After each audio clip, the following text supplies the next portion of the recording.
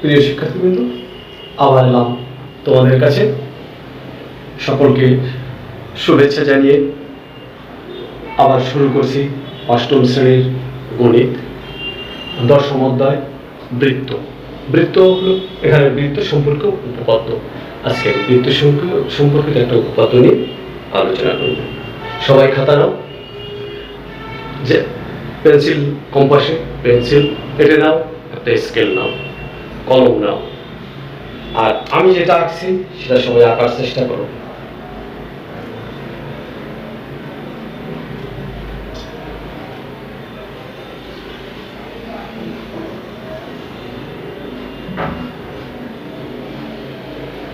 আমি কি আঁকলাম তোমরা সবাই জানো, এটা একটা বৃত্ত। এই যে বিন্দুটিকে কেন্দ্র করে বৃত্তটি অঙ্কিত হলো, একে কি বলে? বৃত্তের কেন্দ্র। যে বক্ররেখা দ্বারা বৃত্তটি অঙ্কিত হলো তার দৈর্ঘ্যকে কি বলে? পরিধি। এটাকে বলা হয় পরিধি, বৃত্তের পরিধি। পরিধির যে কোনো দুটি বিন্দুর যদি সংযোগ করি আমি, তাহলে তাকে আমরা কি বলবো? জ্যা। একটু যোগ করে দেন, একটা জ্যা আঁকলাম এ বি। এই জ্যাটা যদি কেন্দ্র দিয়ে আঁকা হয় তাকে কি বলা হয়? এই শিক্ষার্থীবৃন্দ, তোমরা শুনছো আমার কথা? জ্যাটা কেন্দ্র দিয়ে আঁকলে এটাকে জ্যা বলা হয়, এটা জ্যা, আর এটা হলো ব্যাস। এটাও জ্যা, তবে কেন্দ্রগামী জ্যাকে ব্যাস বলে। তাহলে এই জ্যাটা কি ব্যাস ভিন্ন জ্যা? তাই মনে হয় না? ব্যাস তো এটা, এর ভিন্ন জ্যা এবি। ধরি এবি এর মধ্যবিন্দু সি, আর কেন্দ্রটাকে ও দ্বারা চিহ্নিত করি। এবার ও সি যোগ করি। দেখো তো ও সি দেখতে কেমন মনে হয় এবি রেখার উপর?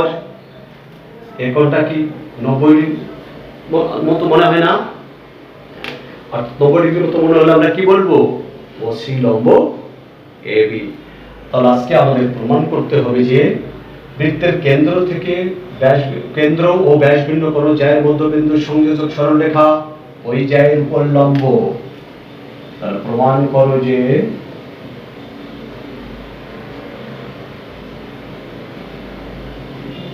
বৃত্তের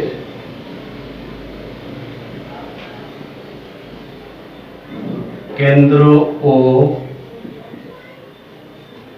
ব্যাস ভিন্ন কোন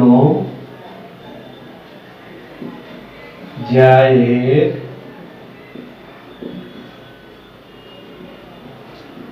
মধ্যবিন্দুর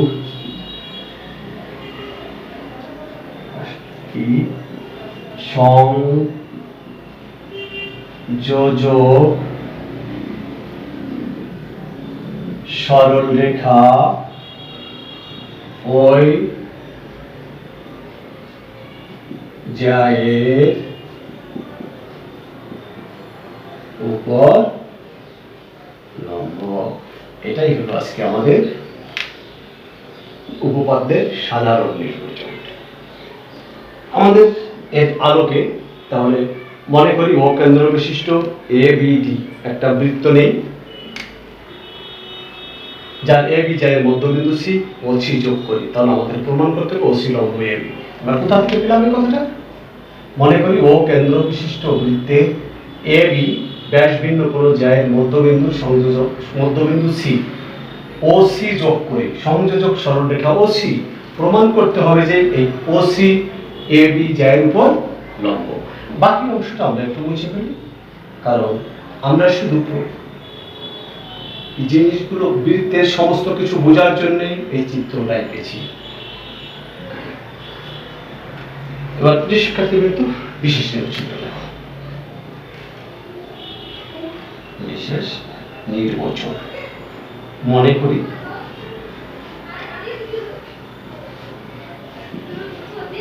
ও কেন্দ্র বিশিষ্ট এ বিডি বৃত্তে এ বি ব্যাস ভিন্ন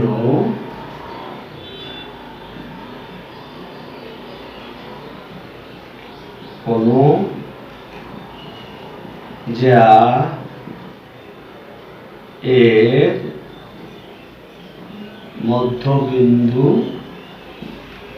সি ও সি যোগ করি প্রমাণ করতে হবে যে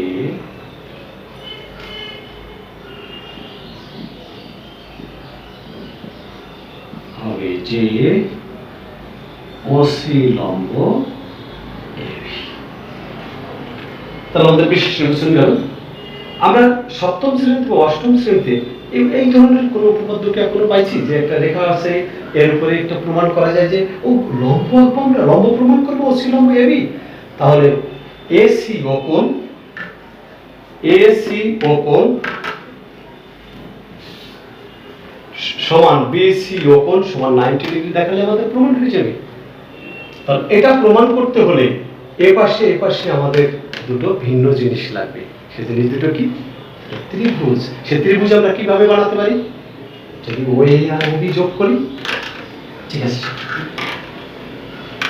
বিন্দু, আমরা ওসি ও এ আর ও বি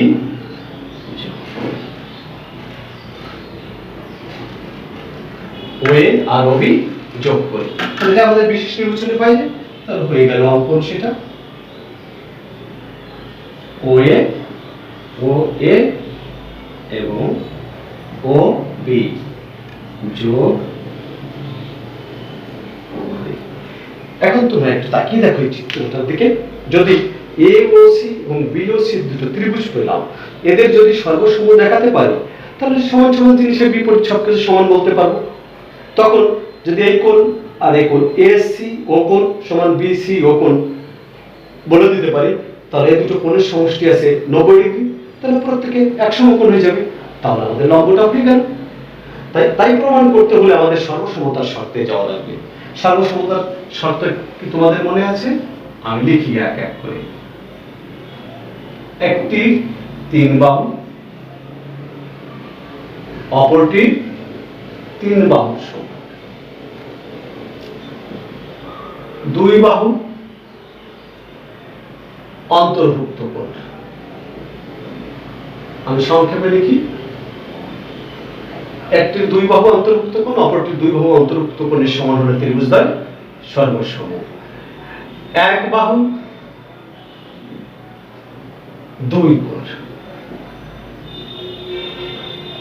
1 বাহু 2 কোণ, একটার 1 বাহু 2 কোণ, অপরটার 1 বাহু 2 কোণের সমান হলো ত্রিভুজদ্বয় সর্বসম। বাকিটা হলো সমকোণী ত্রিভুজের। ক্লাস 7 এ তোমরা পড়েছো, সপ্তম শ্রেণীতে ছিল এটা। বাকিটা হলো সমকোণী ত্রিভুজ। এখানে তো আমাদের সমকোণী ত্রিভুজের বিষয় নাই।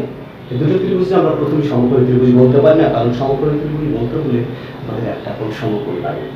তাহলে ত্রিভুজ এ ও সি ও ত্রিভুজ বি ও সি এর কি কি সমান আছে আমরা একটু দেখি। আমরা জানি বৃত্তের ব্যাসার্ধ সমান, ও এর সমান ওই একই বৃত্তের ব্যাসার্ধ। সি এ বি এর মধ্যবিন্দু, তাহলে এসি সমান বিসি আর ও সি সাধারণ বাহু। তাহলে কি হলো? এই 3 বাহু সমান হলো না?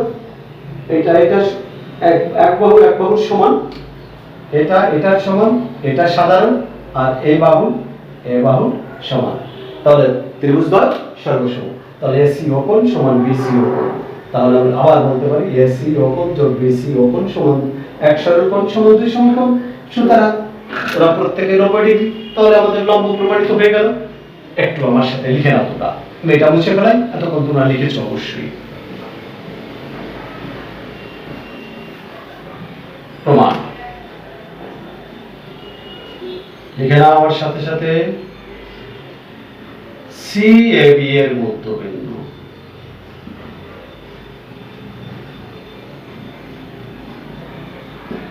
সুতরাং এসি সমান বিসি। এখন ত্রিভুজ এ ও সি ও ত্রিভুজ বি ও সি এর কি সমান আছে? এসি সমান বিসি, এসি সমান বিসি। ওসি সাধারণ বাহু,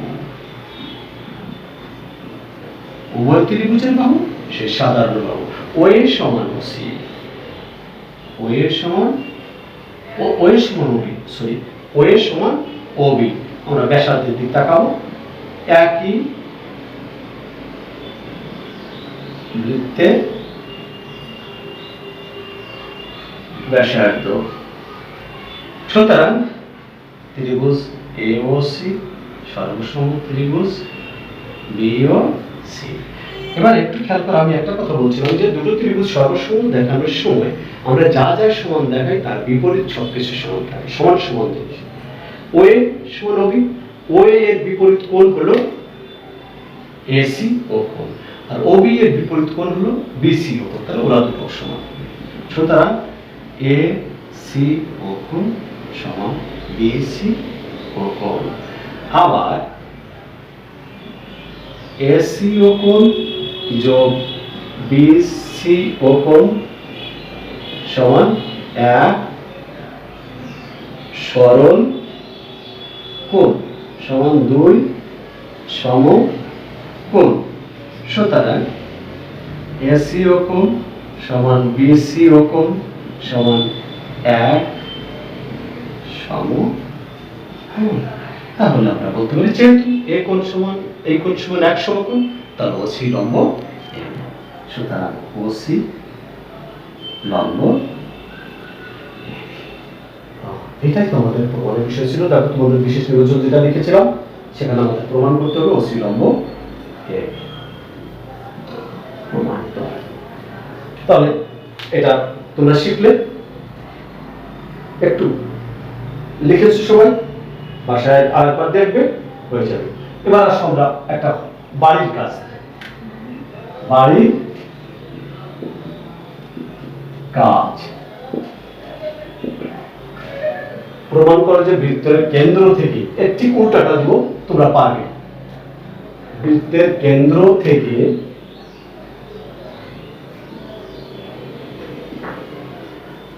একটু কেন্দ্র থেকে ব্যাস ভিন্ন কোন জায়ের উপর অঙ্কিত লম্ব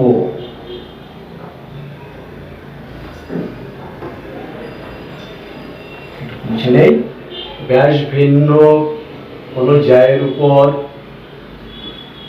অঙ্কিত লম্ব ওই যাকে